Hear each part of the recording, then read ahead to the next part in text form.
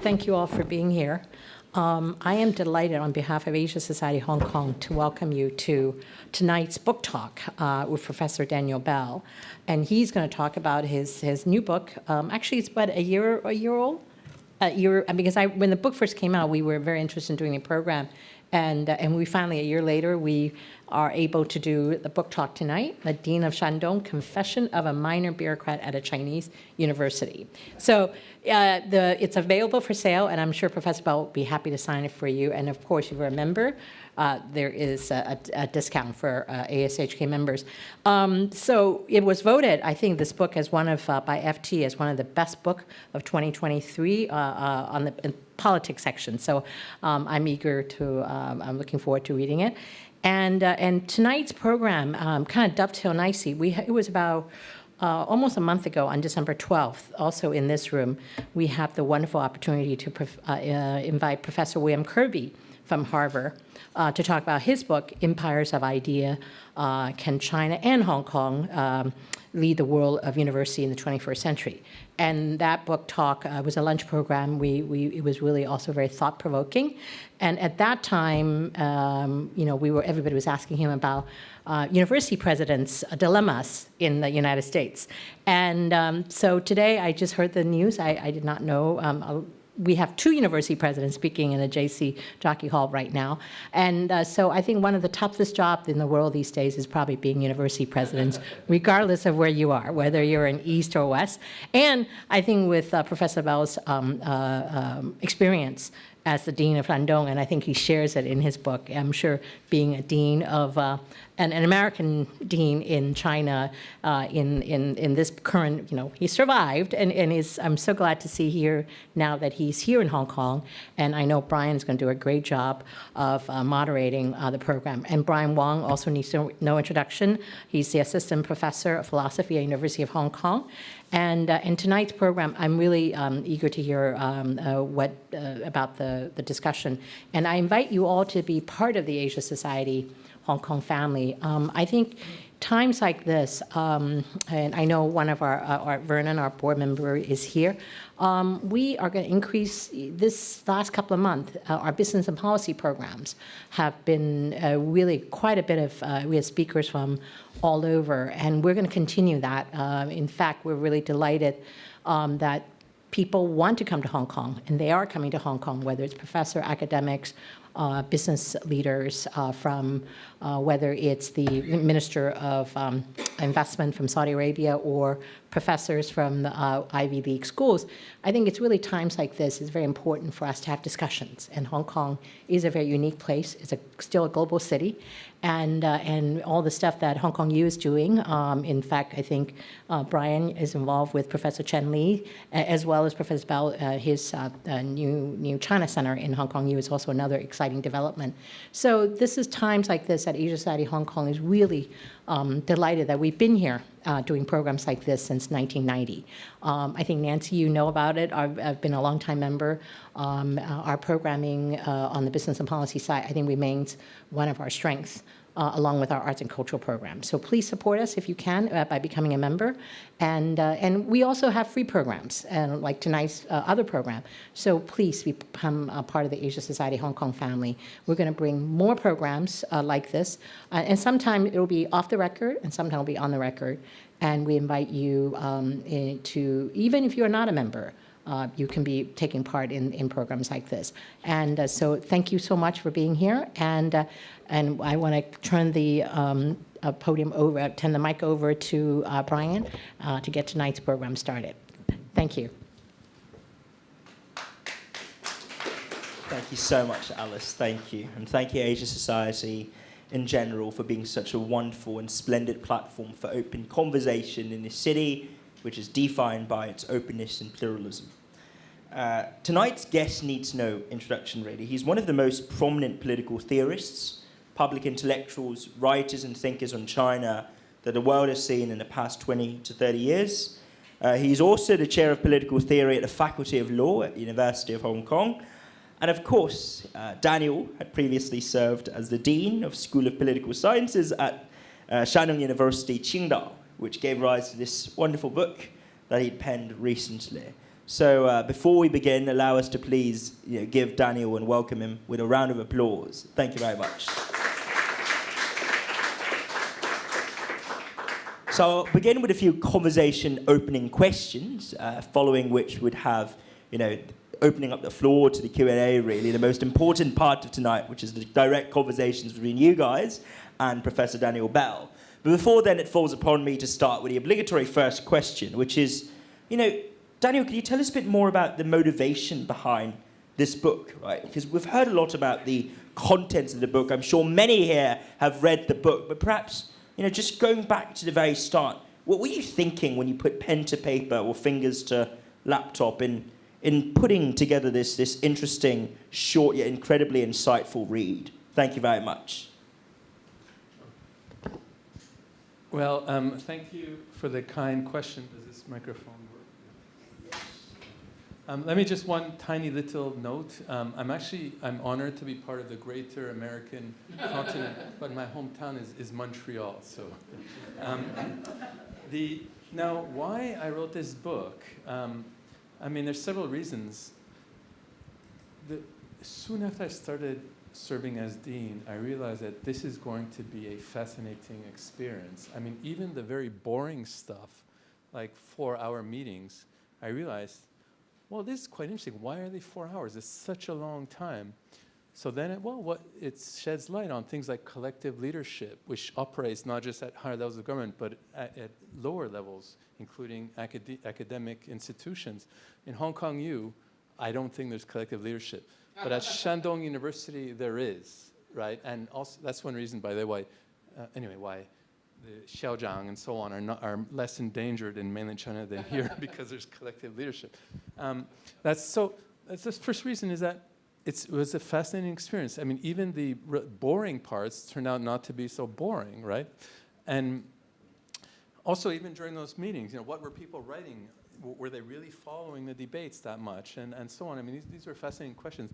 But it's also that, I had served at the University of Tsinghua University for 13 years, and I wrote about political meritocracy, 贤能政治, but it was more of a kind of ideal, but I wanted to learn how to operate it from the inside. So serving from the inside shed a lot of light, and I thought it could help it could help me to learn much. That's another reason. But another reason is that I didn't succeed to the extent that I thought I would as dean. And so writing a book that was relatively sympathetic towards my colleagues and students, I thought would be one way of thanking them. And the last reason, which is perhaps the least successful, is that, and this what was going through my mind when I thought this, and I even mentioned that in the book, was that I thought that I could help to counter the demonization of China by portraying the more humane or normal or sometimes even humorous side of China. But I realized the forces that, in favor of a demonization of China are much too strong for a humble little book like mine to try to challenge in any way. So I'm not sure what was going through my mind when I thought that. There's a lot to unpack in that comment, and perhaps I just want to start with this sort of theory-practice gap or the juxtaposition that you highlighted there. Because, for those of you who are familiar with Daniel's works, he'd spent decades looking into the sort of ideal type of governance, of the China model of meritocracy as espoused by sort of what China could potentially become as an ideal evolved form. And yet many of your critics often say, your defense doesn't stand up to empirical scrutiny. It doesn't measure up to, or rather the reality doesn't live up to the ideals here, so to speak, and that your methodology of looking for this ideal, almost platonic vision of what the China model could look like, it's interesting, but it doesn't really help us, or those of us trying to understand China, especially in its heterogeneous multitudes as we see today. So how has your experience in Shandong altered your methodology, if at all? Has it made you perhaps more jaded, more cynical, and more open to this sort of non-ideal critique of your methodology as being too idealistic, if you will, in that sense? Thank you for the leading question. It's not meant to be an ideal that I pluck out of nowhere that apply to a certain situation. It comes out of my experience teaching and working at Tsinghua University, which trains many of China's leaders, and people were arguing there before I had worked in Hong Kong. I worked for 8 years in Hong Kong. And those were the days when people held one ideal, one person, one vote, and it was a purely empirical question of how to get there. But as soon as I arrived in Beijing, people were arguing about different things. How to train leaders with above average ability and virtue, and what's the right way of assessing ability and virtue, and what's the relation between ability and virtue. These questions were fascinating to me, unasked for in Hong Kong. So then I thought let's try to write a book that makes sense of these ideals that are being argued about and applied at my university in Beijing. But then I thought going to Shandong would be a way of learning about how it works from the inside. So again, it's not an idea that comes from the outside. It's an idea that I literally learned about by working in Beijing. And then I thought that I could learn more about it by furthering my research in Shandong. But of course, there's always going to be a gap between the ideal and the reality. There's no way to avoid that. The question is, what are the ideals that we should use to think about how to improve the current status quo? Should it be these ideals, one person, one vote, or electoral democracy, or Western style liberal democracy, or should it be something that owes more to the way that leaders and others actually think in China? Yeah.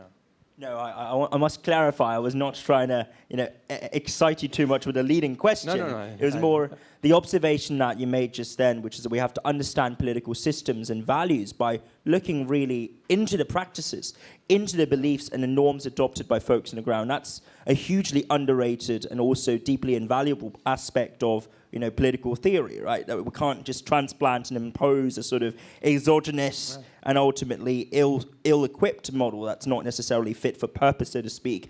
And now turning to another value that's often championed in liberal democracies or elsewhere, it's the notion of the freedom of speech.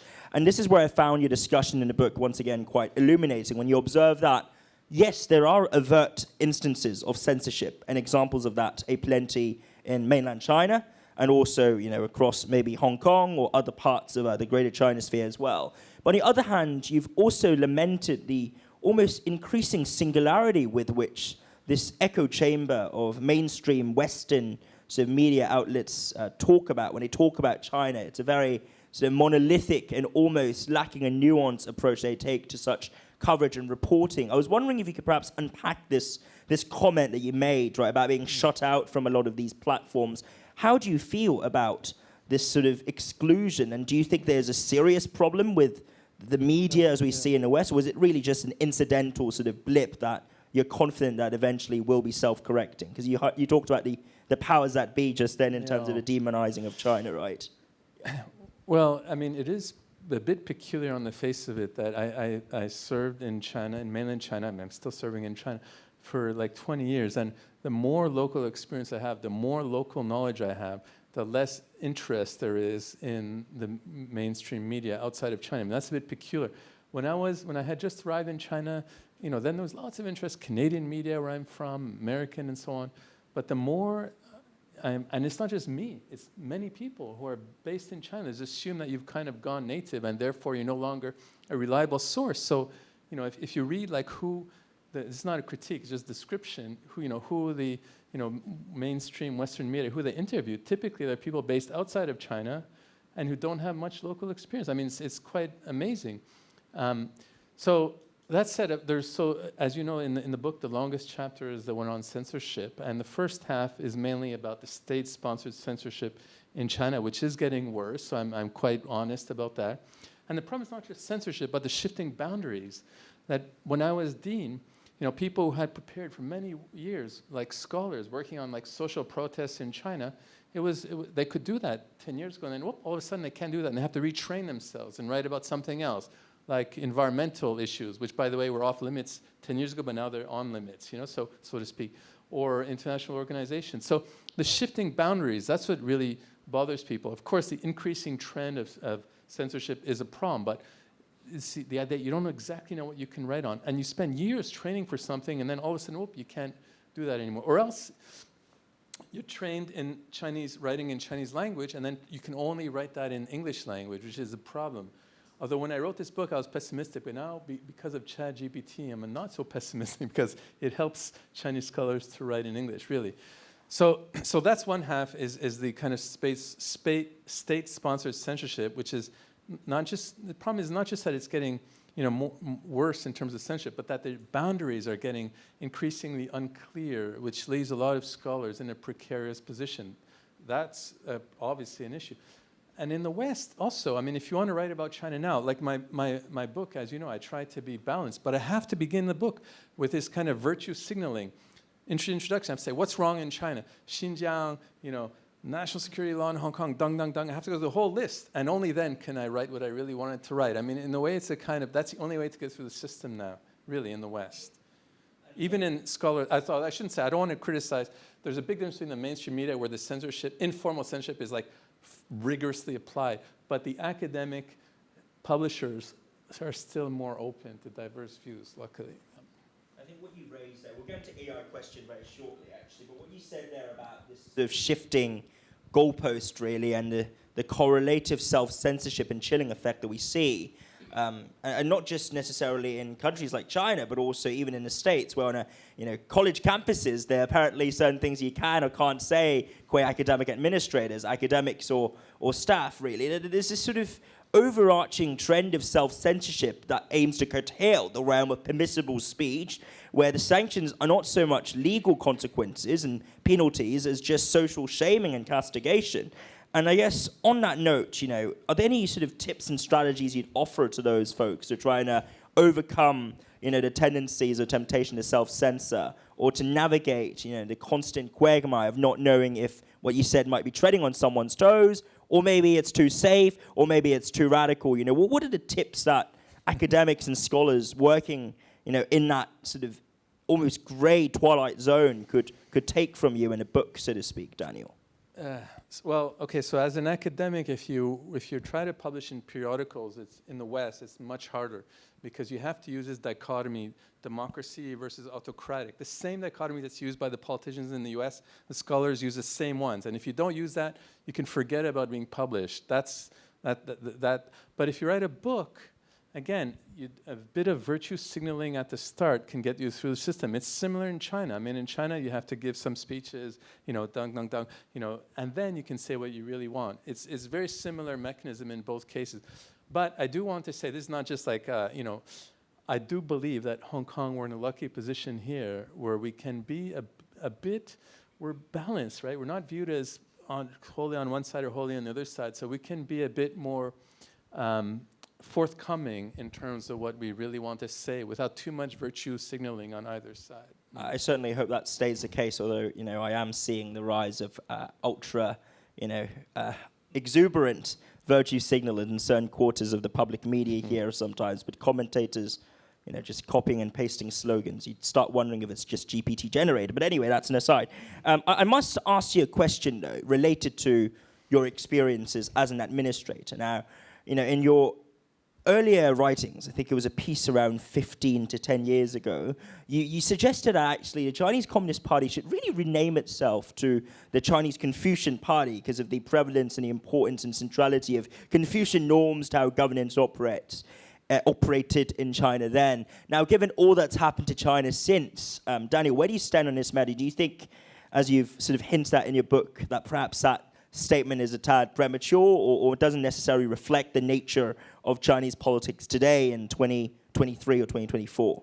Yeah, thank you. So there's been this huge revival of Confucianism, which started about 3 decades ago, and that's been more or less ongoing. And it's strongest in Shandong province, which is the home culture of Confucianism.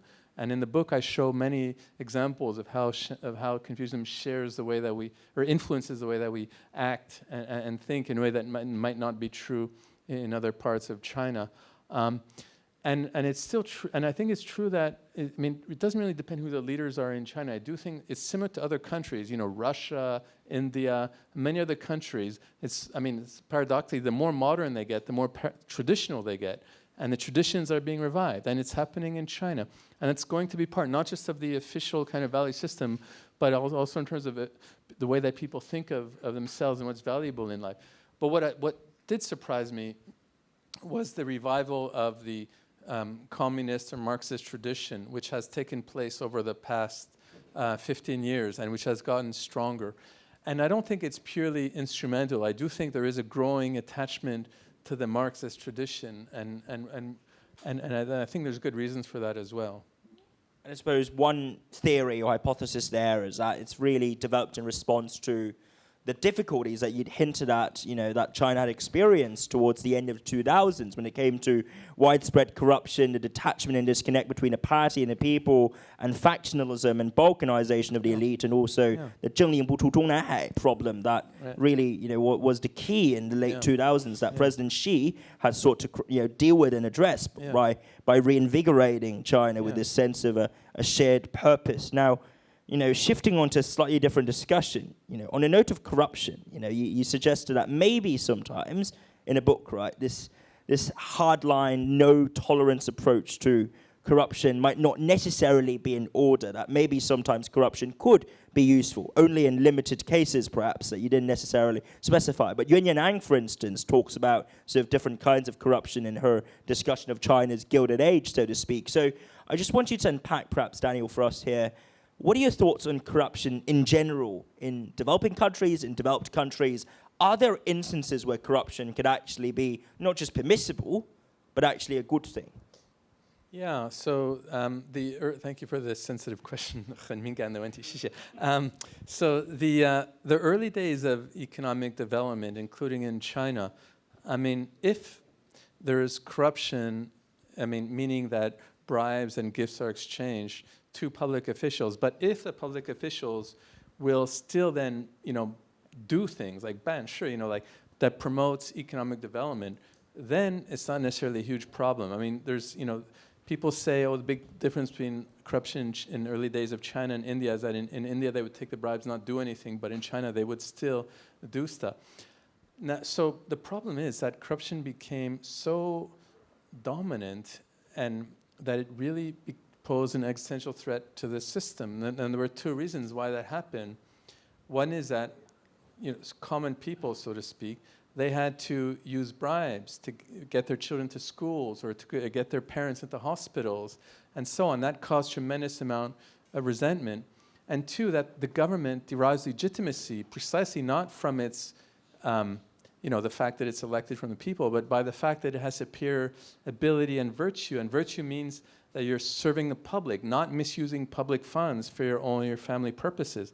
So there was a huge gap between the legitimizing ideal and the reality. So it was in retrospect, but it's not just in retrospect. At the time, people were saying that 10 years ago, corruption posed an existential threat to systems, so we had to deal with it in a very strong way.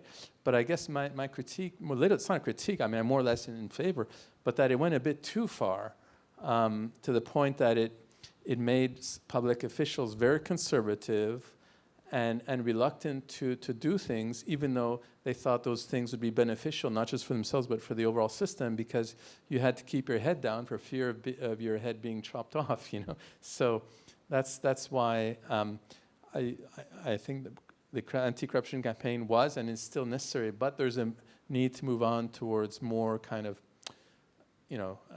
less less legalistic means of dealing with the problem. Yeah. Less sort of doctrinaire or dogmatic, right? But more and less dynamic. Less fear of harsh punishment and more on kind of moral, power, so to speak. And this is interesting because, you can almost apply this discussion to analyzing different segments of the Chinese bureaucracy because China's so large and the bureaucratic system is so complex and diverse and varied.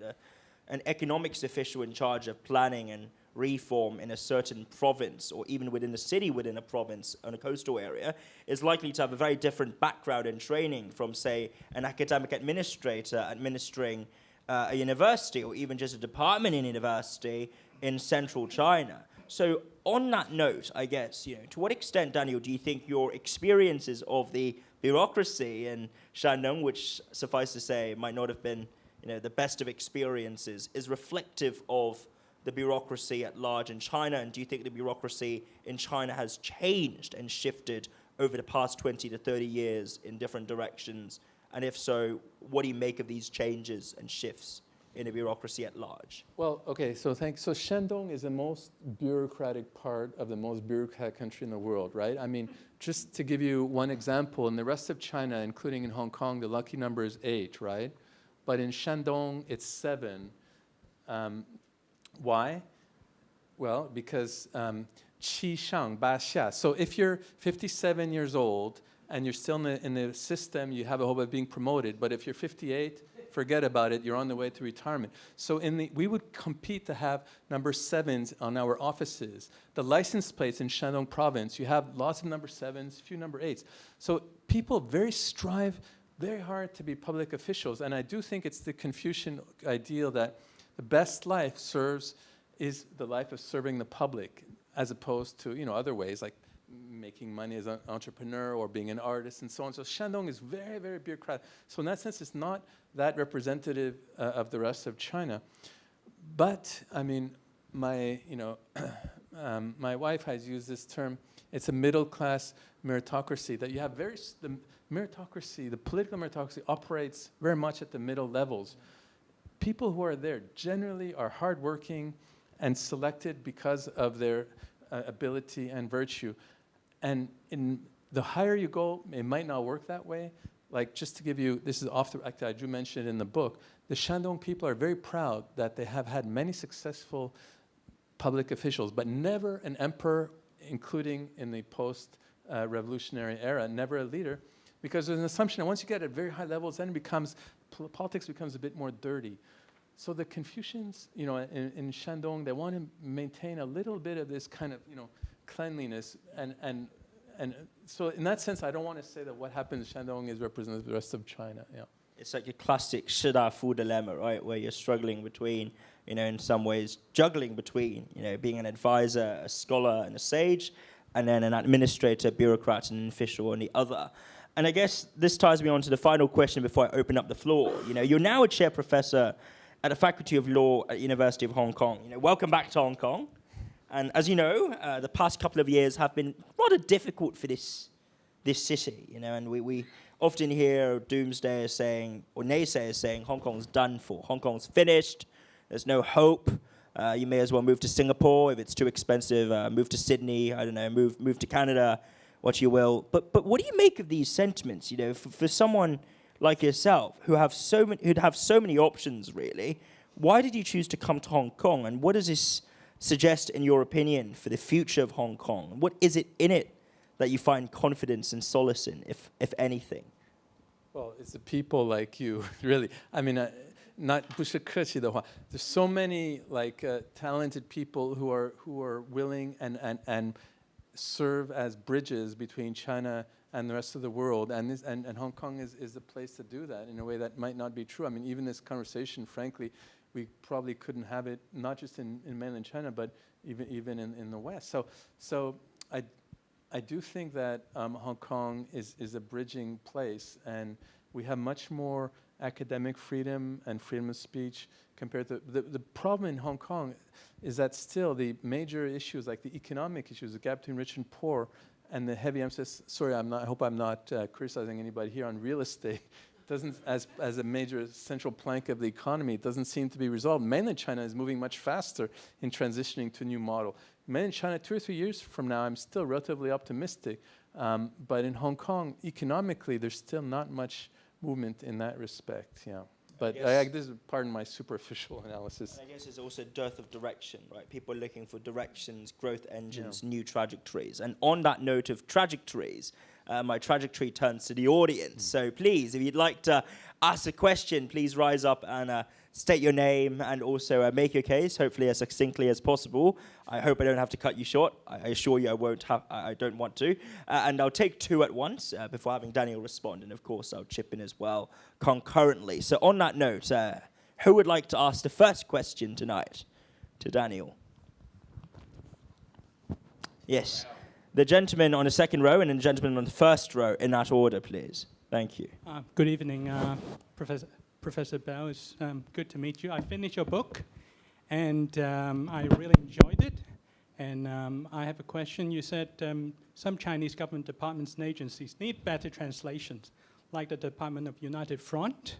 You suggested a better name for the department, and also and at the same time, President Xi is saying, we need to tell the China story well. 说好中国故事, right?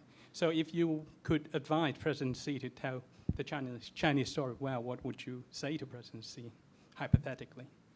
Thank you. And the second question from this gent. Hi, I'm Eddie Tam. Hi, welcome back, Professor Bell. My question is, I actually walked out to go to the washroom, but I think you talked about corruption in China a little bit. So how much of it you think is endemic because of the one-party system? Because like in the West, I mean, I think people's nature are generally quite similar across the world. So they want prosperity, but they also want fame and power, and they want to serve the society as well. But in the West, it's often possible that you can have a successful business career and then enter public service. But in China, I think it's virtually impossible. So you keep going up the ranks, but I think you were talking about, I have personal experience as well, that, yeah, I mean, they meant well at the beginning, but as they grow, you know, they have more responsibility. The kids, you know, maybe they have to, you know, study abroad or something, then they have to become more or less corrupt. So that's probably reason number one.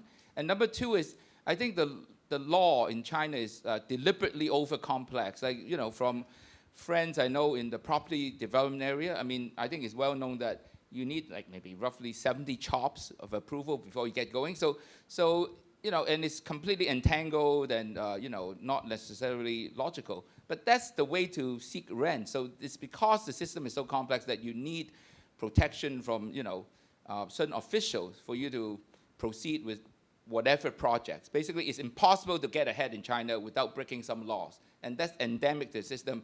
And it's, if not by design, then certainly it works out to be convenient for the system to work. So unless these problems are solved, like, how do we go forward? How do we progress? Thank you. So on storytelling and structurality of corruption. Yeah, so thank you. So I wouldn't advise like one person in particular. That's I mean, there's so many diverse, you know, power holders that could influence change in China. I mean, I wouldn't say it's just one person, you know, shuo le suan. That's one thing I learned as dean is collective leadership.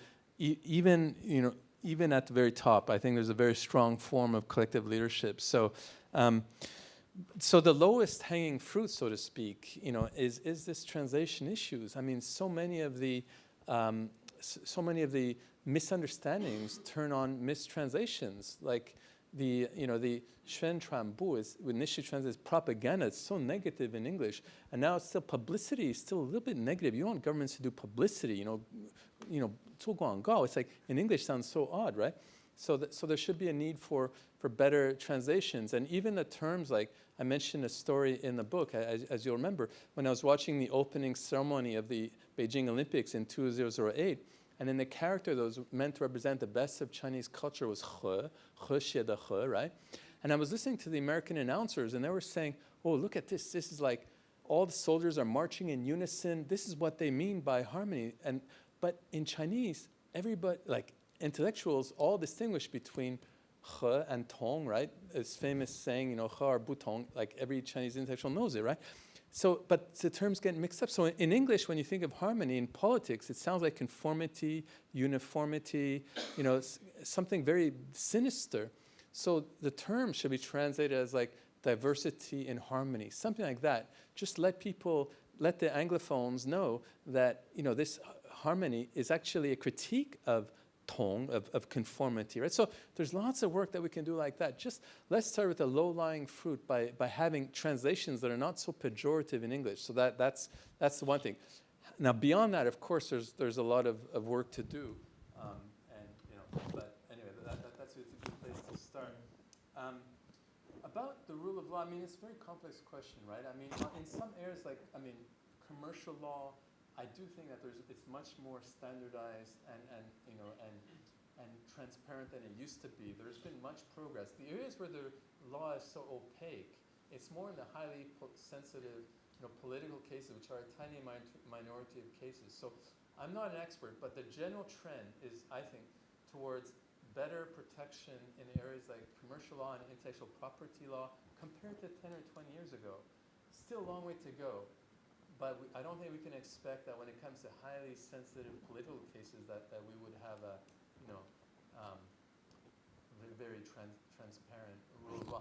So that's why. So in China, there's two main political traditions, right? One is the Confucian tradition, which, when it comes to social problems, we should rely on informal mechanisms like social ritual or moral example or great teachers.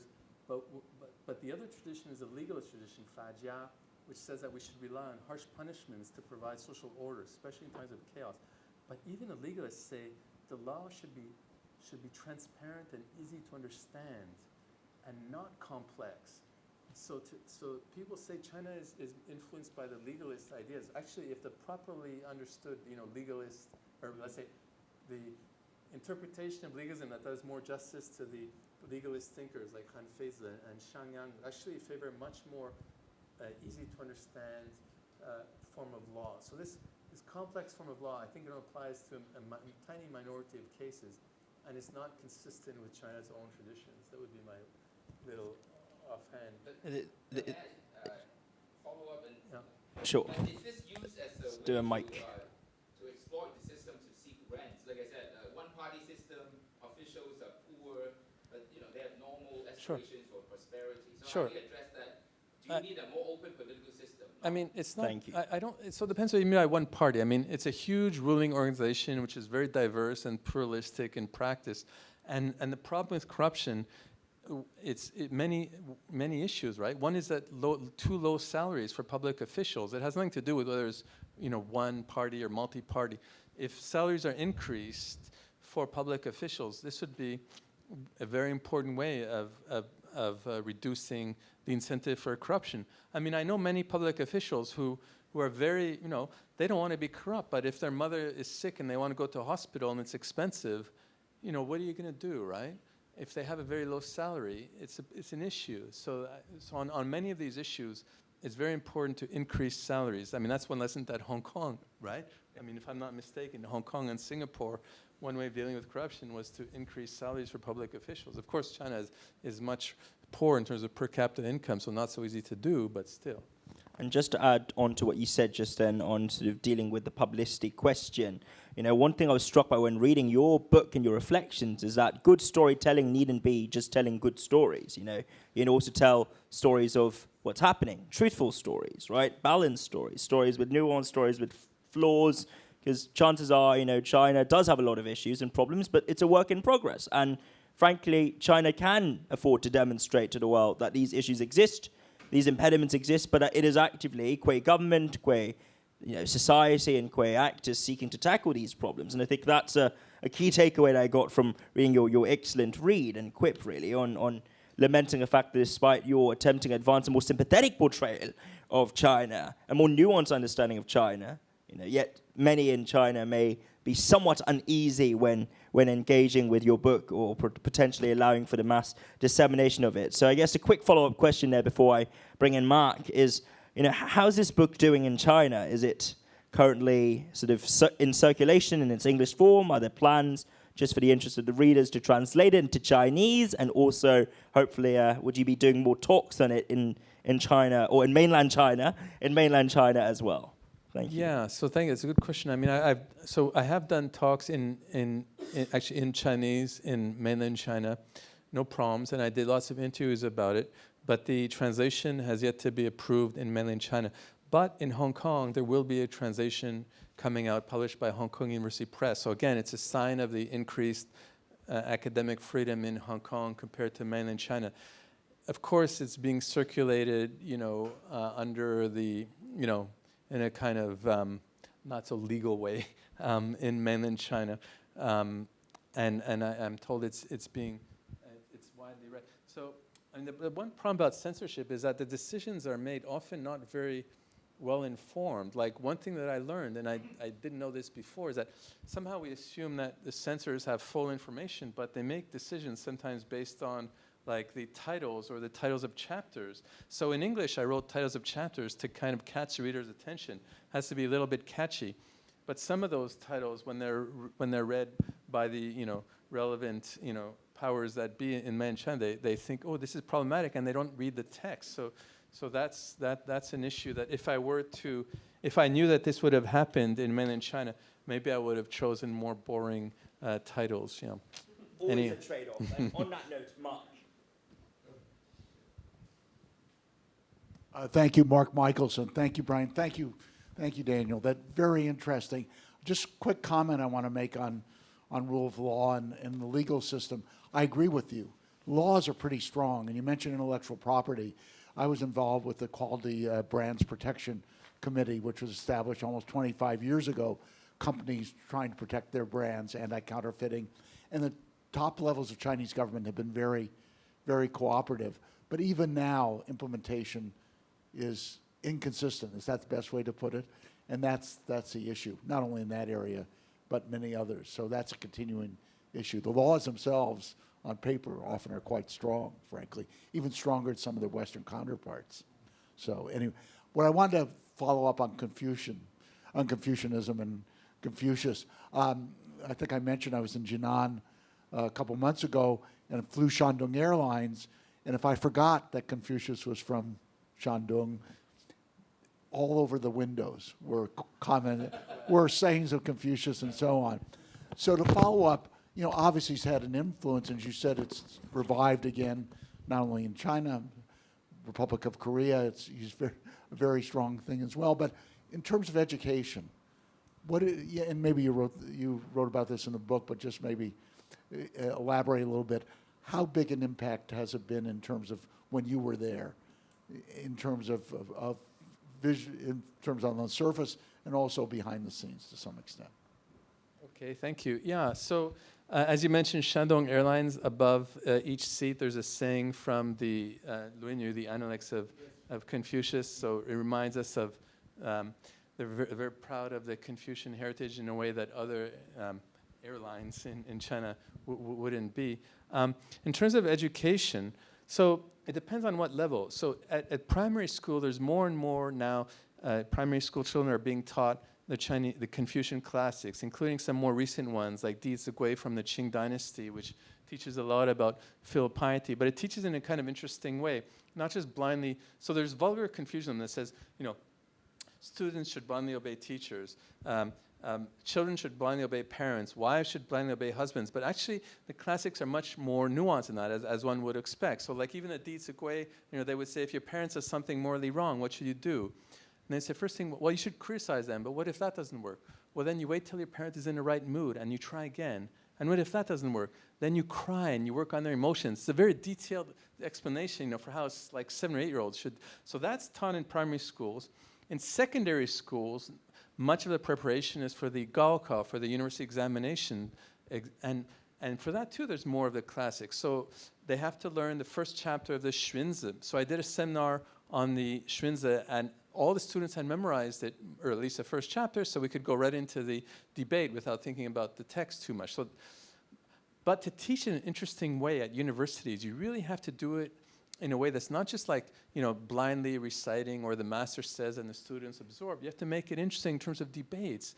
And that's where the great challenge was. And I think there's movement towards that, like in debates between the legalists and the Confucians, or the Confucians and the Moists. And that's I think, the way to make the university students interested in the classics. I mean, not just my view, but just empirically. And as a dean, I tried to promote that, but it's very hard to find. I mean, frankly, to be a good teacher, you have to be well-trained and also be willing to engage with these in an open-minded way. That's the big challenge for the universities, yeah. You talked about Di Zigui, and you outlined some pretty detailed recommendations in it just then, concerning, waiting for the right mood, crying, I guess emotionally engaging with your parents and so forth.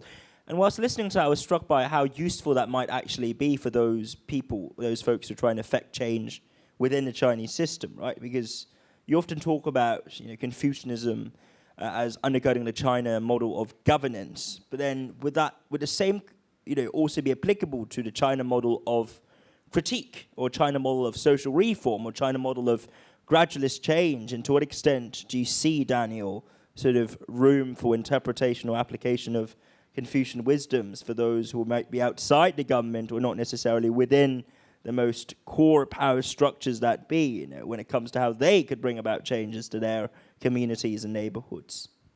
Yeah, so in Shandong, there's a lot of, in the rural villages. I mean, before the revolution, Liang Shuming, we have an expert here, who's now doing a postdoc at Hong Kong University, who works on Liang Shuming.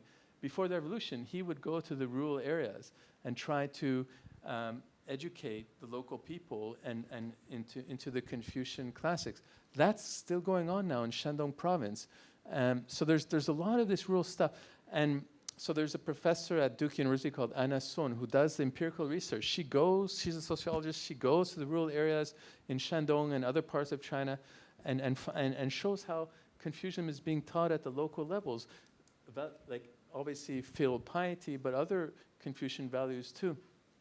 So there's a lot of that. And sometimes it doesn't just happen from the top, like the Qingming Festival, right? Which is in Hong Kong, is it a holiday? Yes, Okay. it's a holiday. So in mainland China too, but it came from the bottom. Tens of millions of people took the day off, and finally the government just said, "Swanla, let's make it a national holiday." I don't know in Hong Kong how it came about, or is it a recent national holiday? That's a very good question. I might have to consult someone older than me, but you know. But I mean, the point is that much of the revival of Confucianism, it doesn't just come from the top, it comes from the bottom as well, yeah. And that's a very interesting comment concerning the organic interchange of top down and bottom up. And I see a question over there. Can I take another question as well alongside this gentleman? So any other questions? Let's make this more interactive. Just hold your horses. Anyone else want to ask a question? Anyone else? Okay, over to you. I'm from ASHK, the university that's sad to be on the stage. So allow me to be a little bit more pessimistic in what we are discussing today. So earlier you mentioned something with regards to censorship in universities. Testing? Yep.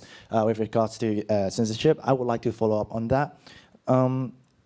Some would even say that the social climate in China would be more ideal for scholars who study social movements and also social issues with compared with the ongoing blinded patriots in Hong Kong. Do you agree with this kind of view? Do you think that the boundaries that you earlier mentioned, that the scholars who's conducted studies on social issues, now that they are allowed to do environmental related social issues, do you think this kind of situation would eventually arrive in Hong Kong with the ongoing change in the academia? And finally, if there's a young person in Hong Kong right now who's interested in studying both Hong Kong and China social issues, do you think in mainland China or Hong Kong would be a more ideal space for this young person to pursue their academic journey? Thank you. Thank you very much. You're probably, you're probably the better person to answer that. Why don't you take a shot at this? Okay, I'll answer this very briefly before passing the mic to Daniel, but I think the gist of it is this. There certainly are alarming elements of folks trying to be more royalist than a king and in trying to interpret, Beijing's edicts in a most doctrinaire and also doctrinal manner so as to minimize their own political risk and risk their own political careers. And that has certainly given rise to this chilling effect that is disproportionate and has led to many of my mainland Chinese friends and interlocutors often writing to me and saying, "Brian, it's supposed to be one country, two systems. What's happened to your media? Why am I reading stuff that, frankly, we don't read in the mainland anymore? Like, at the very least, we have a lot of substantive critique of slogans and party doctrines. We actually interpret and apply them, whereas you just sort of parrot them in your op-eds here. And I say, firstly, the you is very accusatory. I don't do that. And secondly, I guess it's hopefully transitional, right? When we are transitioning from one set of norms and implicit standards to another, there's always bound to be growing pains. And it is my hope, and it is also my underlying conviction that I firmly believe there's enough sense and also enough reason in both administrators and bureaucrats in charge of Hong Kong and Beijing, and also in the intelligentsia here locally to hold the fort and to demonstrate that there is value in having two systems and having a more cosmopolitan and international city on Chinese soil that is unique and sui generis, with its being Hong Kong. So that's my quick 2 cents, but I'm going to ask Daniel to take up this challenging question. Well, I'm new here, so I'm still learning. I mean, my impression is that it's more sensitive for scholars to work on Hong Kong politics than on mainland Chinese politics. And I don't know if that's going to change in the future. So if there is an interest in working on issues, probably, very sensitive issues, it's better to work on mainland China's issues than Hong Kong issues. That might change in the future, hopefully. But I don't know. I mean, I worked in Singapore. My first job was in 1991 to 94 in Singapore, and there you could basically, you were free to discuss most things except Singapore politics, and that hasn't changed that much in Singapore. So I don't know if it'll change in Hong Kong. Yeah. Yeah, as the saying goes, "Yatsu hurting yatsu," like different rules apply to different places, doing as Romans do. And on that, any further questions? Yes, there's one on the front row and another one in the back, so we'll take two at once. Let's start with the gentleman in the front first, and then the gent in the back. And I'd love to see more ladies speak up as well. You know, we're trying to have a balanced participation here across the genders. Thank you. Well, just as you're talking there, and you've talked about Confucianism a lot, and you've said maybe it should be a Confucian party and so on. So, do you think Confucianism is a good way to run a country in the 21st century, say compared with other possible systems like having the rule of law or democracy or any other possible system? I haven't had time to really think about this question, but you're telling us all about this Confucianism. Is it fit for purpose, basically? Thank you. And over there.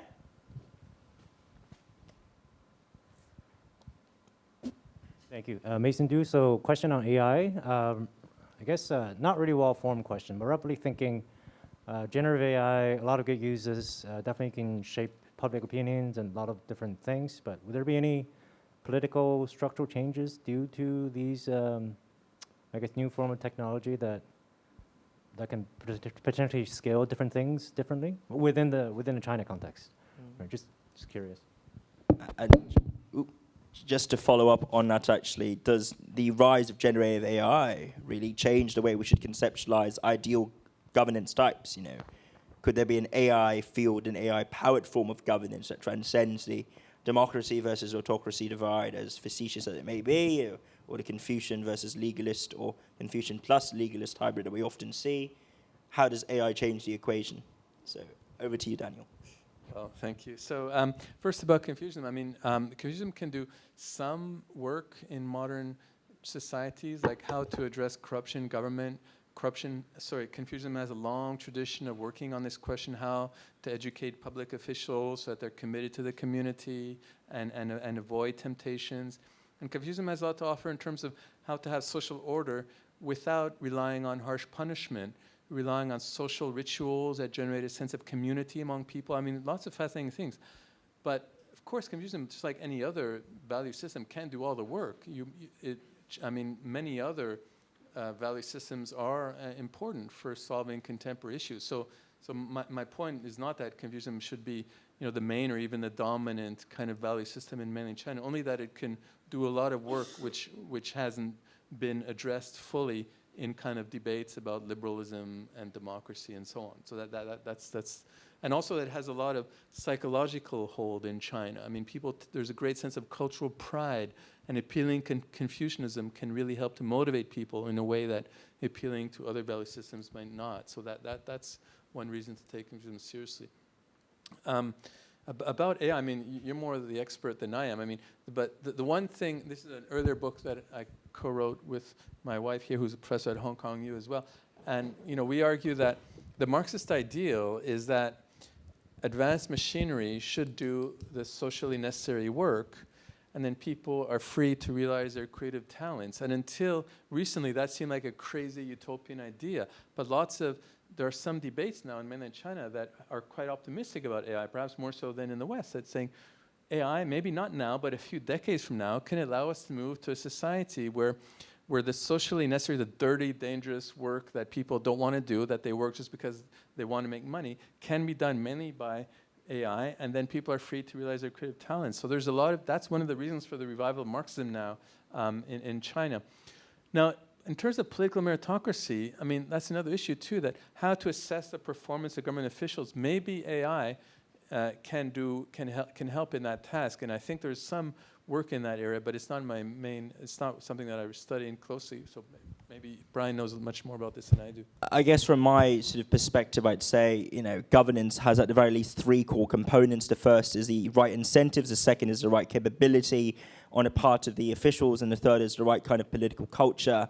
And I can see pros and cons with regards to the rise of generative AI across all dimensions. You might have more transparent, more precise, and more targeted tracking systems to ensure that the officials don't abuse their offices. But on the flip side of that, you'd also end up with a kind of hyper-legalist dilemma that Daniel flagged just then when it comes to officials not wanting to accept invitation to conferences, because doing so constitutes a sort of accepting of a social positional good or an offer from another institution. And that might violate some arbitrary and some obscure protocol rule number 3, sub-rule 5 in sub-clause 10. So that's a kind of the double-edged sword. And secondly, in terms of capabilities, again, I'd say AI might be helpful in informing us and making better decisions, but can we really trust AI to call the shots and make normatively complex judgments and weighing up of interests when it comes to, say, tax policies, when it comes to where to build housing and where to have, I guess, to invoke eminent domain and to build new bridges or not? I mean, these are questions that require the human touch. I'd like to think there's a right on our part to human decision, to paraphrase John Tassiolis. But that's just my quick thoughts on that. And finally, is there the right kind of political culture? I mean, a society where AI is used extensively to surveil, gather data, and to generate predictive metadata and trends that then inform powers that be to on how to entrench their own control over the population doesn't strike me as necessarily the best usage of AI at large for all barring the very small minority of the population. But maybe that's just me. And on that, any final questions from the floor, to conclude our wonderful discussion? Yes, the gentleman over there. And can we have a non-gentleman? Yes. So maybe we can start with the gentleman and then the lady there on the second row. Thank you very much. Great. Thank you, first professors, for sharing the so-called political and socio-economic alpha today. I've just picked up a copy of the book and look forward to diving in. If the audience doesn't mind, I hope to ask a non-political question and one more on character. You recounted some of the hardships and kind of troubles and tribulations during your time in Shandong. For a lot of people here that perhaps are going through, career hardships or adversity, what are some of the strategies or techniques you personally use to deal with adversity and achieving your goals? And a light-hearted question is, what's your favorite Chinese delicacy? Thank you. Okay, well, I'm next door, so I'm kind of fascinated because you were the Dean of Shandong, but you're not now. It seems quite rare for a non-Chinese person to have that kind of position. Do you think that would be possible now? Easy questions, so over to you. So thank you. So the first question, this is personal and I don't recommend it for others, but after 4-hour meetings, probably having a drink of baijiu would be helpful. And also just to, people ask, what did you do as dean? The main thing I did as dean is simple, 开会, just have meeting after meeting after meeting. And part of that, sometimes those meetings are in informal ways too, over meals and drinks. And so that's and Shandong is a province with highest per capita alcohol consumption in China. And again, it's a Confucian thing. Like Confucians favor moderation in all things except for drinking alcohol. There's a famous saying, 唯酒无量, right? And that's the title of one of the chapters, that in everything should have moderation except for. So the point is that alcohol is a way of forming social bonds and also as a way of relieving stress. But of course there are many other means, and it's not the only way, and I don't recommend this strategy in general. And now that I'm in Hong Kong, I'm glad to report a more kind of moderate life. So favorite delicacy, you mean eating? Food. Yeah, food-wise? Food. So one thing that's nice about Shandong, and this may be a sensitive point, is that the seafood, as you go further north, it becomes more like fat, because the water's colder and then they eat it. So that arguably, and I hope it's not too sensitive, but the further north you go in mainland China, the more delicious the seafood. And every week there'd be a new kind of seafood in Shandong. And this is something that's not well known. Because of environmental sustainability, there's 6 months a year where the ocean is closed for fishing because they want to maintain for the other 6 months. So during those 6 months, in the winter months, you go to Shandong, and even further up, like Weihai is even better. Every week there's new seafood. It's so delicious. I love the seafood in Hong Kong, but I must say, if it's on my deathbed and I had to have one final meal, probably would be Shandong-style seafood. Yeah. So would it be possible to serve as dean now? I mean, it's hard to. I mean, maybe. There are still lots of people from non-Chinese backgrounds working as administrators in China now. Like we just had a meeting at Hong Kong U with Jeff Lehman, who's the vice chancellor, basically in charge of NYU in Shanghai, and he still seems to be flourishing in this sensitive environment. So I mean, things have gone in a certain direction, but I think it's still possible for people who are not from born and bred in China to do good work.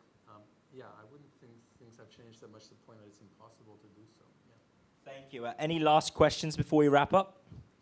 We really are short on time. Is that a hand? No, that's just a scratch. Okay. Well, it falls upon me to ask the obligatory last question, Daniel, to you. And this is a pretty straightforward question, but, where do you see China in 20 to 25 years' time? Okay.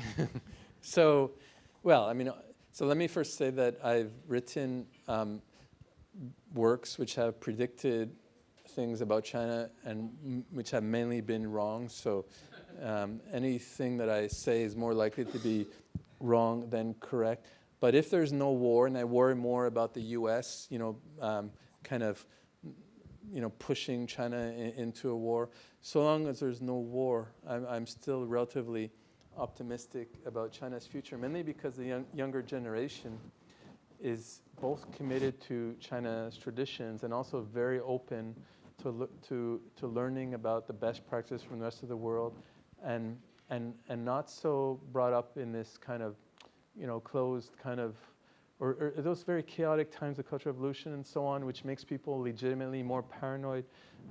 So if there's no war in mainland China, then I'm still relatively optimistic. And thank you very much for that. So, ladies and gentlemen, we've just heard from one of the most, fantastic, comprehensive and brilliant, and also, might I also add, culturally empathetic thinkers, in studying and thinking about China today. Someone who really tries to understand China from the inside, not from opining and pontificating from afar, but from his own lived experiences on the ground, whether it be as a scholar, as an administrator, or just as an observer, from close up of China. And this is a real privilege on our part to be able to listen to and learn from Daniel. So, if I may, Daniel has been absolutely fantastic today. Please allow us to, and please join me rather, in applauding and thanking Daniel. So let's give it up for the one and only Professor Daniel Bell. Thank you very much. And Brian, you made this so wonderful. This is probably my last book talk, and you made it the best one. Thank you. I hope I didn't make it the last one. No. You made it too. Thank you very much. And a massive thank you to Holly, to ASHK Society, to the wonderful team who provided us with a catering. Sorry, not catering, no catering, but provided us with a room, the space, and also, of course, Alice, who's not with us currently, but graced us with the presence just then. So thank you all very much, and have a lovely evening. The books are available over there, and might I add, it's available at a very, very economical and sensible price as well. So please do purchase a copy and get it signed from Professor Daniel Bell before it's too late and before they're all gone. So thank you all very much. Cheers, and have a great day.